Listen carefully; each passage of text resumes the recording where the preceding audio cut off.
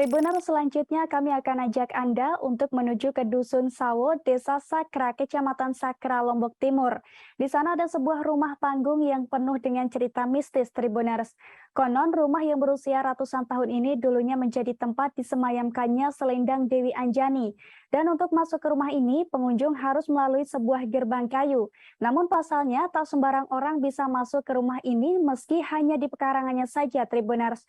Lantas bagaimana suasana di rumah ini akan disampaikan oleh rekan Lalu Helmi dari tribunlombok.com. Silahkan rekan Lalu.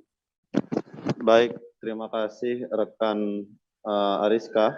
Benar sekali seperti yang disampaikan tadi bahwa tim ekspedisi Misis PDIP NTB bersama M16 mendatangi Dusun Sawo, Desa Sakra, Kecamatan Sakra, Lombok Timur.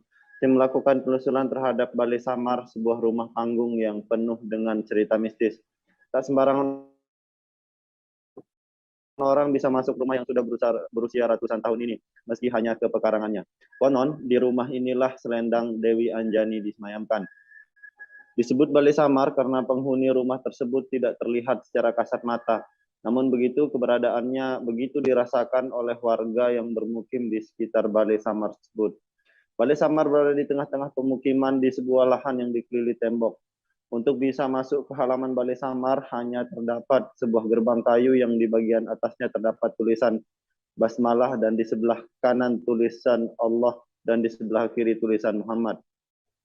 Balai Samar persis di bagian tengah, berdiri di atas pondasi bebatuan. Sementara halamannya masih berupa tanah, terdapat sebuah tangga kayu yang terhubung dengan pintu Balai Samar.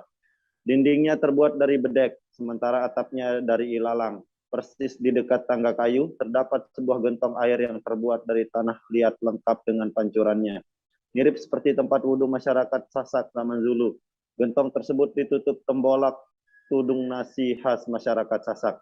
Saban hari gentong tersebut diisi air, sebab saat diisi esoknya, air dalam gentong memang sudah habis, sehingga harus diganti. Tim ekspedisi disambut Mangku, Balai Samar Lalu Muksin, dan juga Kepala Desa Sakra Lalu Anugrah. Balai Samar memang sangat kental dengan cerita mistis. Nyaris seluruh warga di sana pernah melihat langsung dan mengetahuinya. Mami Zaki tak lupa bagaimana ketika dulu Balai Samar dipugar. Waktu itu, dia sudah duduk di kelas 3 Madrasah Sanawiyah. Pria 46 tahun ini menturkan, pada sore hari atap Balai Samar yang berupa ilalang diganti dengan atap dari genteng tanah liat. Namun, keesokan harinya, seluruh genteng tersebut tiba-tiba saja sudah berada di tanah dalam kondisi tersusun rapi. Atap genteng pun dipasang lagi, namun keesokan harinya hal serupa terjadi lagi. Begitu terus berulang, sampai akhirnya Balai Samar tetap menggunakan atap semula dari ilalang. Warga lain acap mendengar kalau di dalam Balai Samar seperti ada suara-suara yang menandakan orang sedang beraktivitas. Pernah ada warga yang penasaran, lalu masuk secara diam-diam ke area Balai Samar. Bukannya mengobati rasa ingin tahu, warga tersebut malah kesurupan hebat.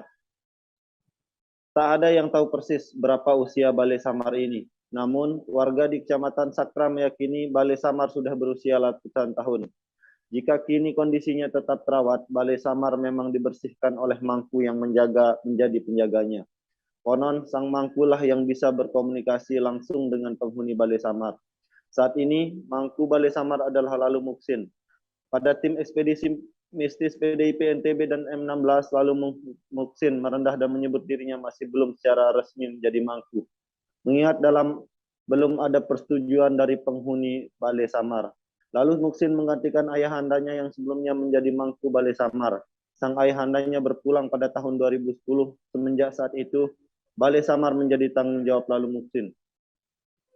Lalu Muksin menerangkan, sudah turun-temurun masyarakat meyakini Balai Samar dihuni oleh Dewi Anjani.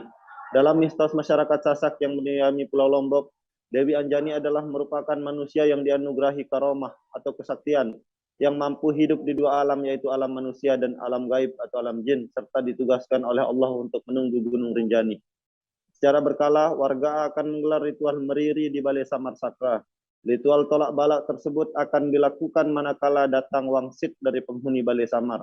Wangsit tersebut datang dengan cara beraneka ragam, bisa melalui mimpi, bisa pula melalui warga yang kesurupan dan biasanya dalam waktu yang lama.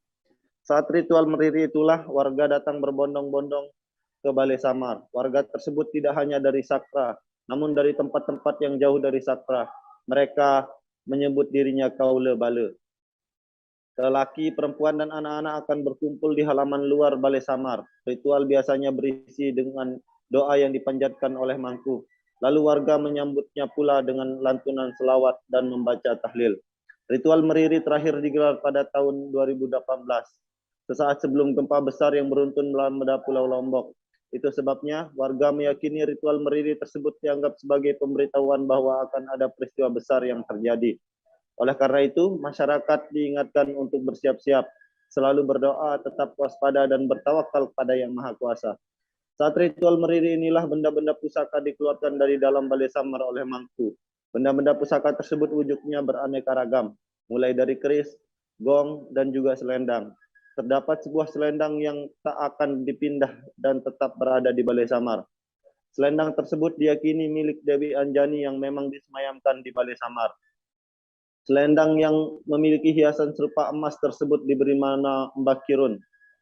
Hanya selendang duplikat yang dikeluarkan saat ritual. Selendang duplikat itu terdiri dari 3 warna.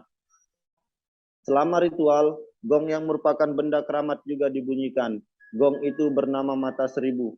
Konon, kalau sudah dibunyikan, suara gong tersebut akan didengar oleh warga yang bermukim di pesisir timur Pulau Lombok di Selat Sumbawa, yang lokasinya 15 km dari Balai Samar.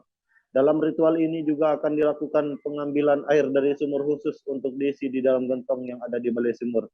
Air ini hanya bisa diambil oleh seorang perempuan yang sudah suci, sebutan perempuan yang tidak lagi menstruasi atau menopause. Benda pusaka yang di dalam Balai Samar tersebut usianya tidak ada warga yang tahu persis.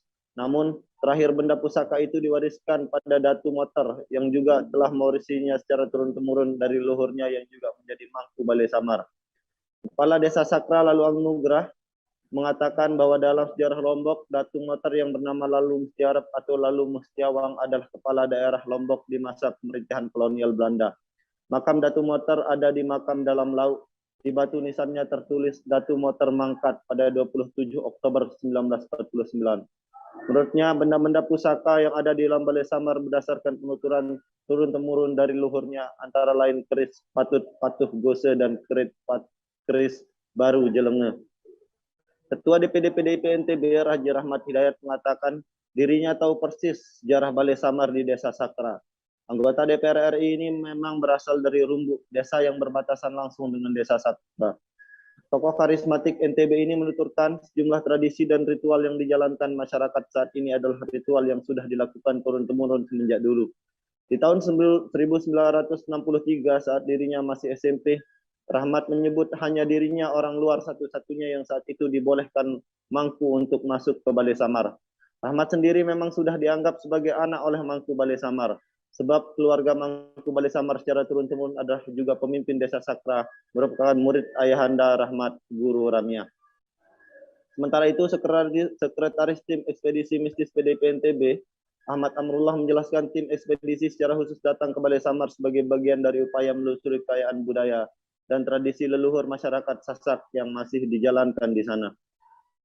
Direktur Lembaga Kajian Sosial dan Politik M16 Bambang Me Finarwanto yang didampingi Kepala Litbang M16 Zainul Fahmi menambahkan, dalam konteks kearifan lokal, eksistensi Balai Samar merupakan representasi kekuatan tradisi dalam menjaga kehormatan petilasan leluhur yang diaktualisasikan lewat adanya awik-awik maupun rangkaian ritual adat yang bernuansa sinkretisme. Demikian Ariska. Baik, terima kasih atas informasi Anda rekan Lalu Helmi dari tribunlombok.com. Jangan lupa subscribe, share, komen, dan like ya.